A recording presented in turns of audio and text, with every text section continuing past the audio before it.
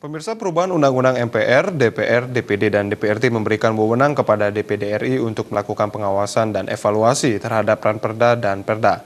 Terkait hal tersebut, salah seorang anggota DPD, Gede Pasek Suwardika, menyatakan pihaknya belum bisa menjalankannya tanpa peraturan yang jelas dan terukur. Pasek Suwardika mengatakan lebih lanjut di dalam tubuh DPD RI, pihaknya akan menyiapkan salah satu wakil ketua DPD RI dan alat kelengkapan lembaga yang disebut Panitia Urusan Legislasi Daerah. Tugasnya dalam hal ini adalah mempermudah proses pelaksanaan pengawasan dan evaluasi terhadap Ranperda dan Perda oleh anggota DPD RI periode selanjutnya. Khusus di Bali, Pasek Suwardika menilai cukup banyak Perda dan Ranperda yang perlu dievaluasi. Untuk itu, sinergi dan komunikasi politik yang sehat harus terjalin baik antara DPD RI dan DPRD. Sinergi akan banyak membuka pintu aspirasi baik di DPRD Bali atau di DPD.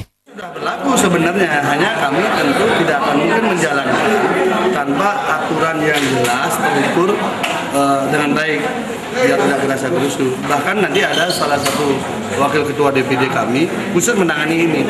Kemudian ada juga alat kelengkapan lembaga, namanya Panitia Urusan Legislasi Daerah, yang khusus juga menangani hal ini. Nah, ini kan kita harus siapkan.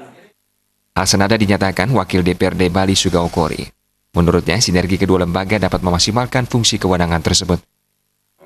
Kekuatan ya, kewenangan pada DPD untuk lebih membumi di daerahnya sebagai regional representatif.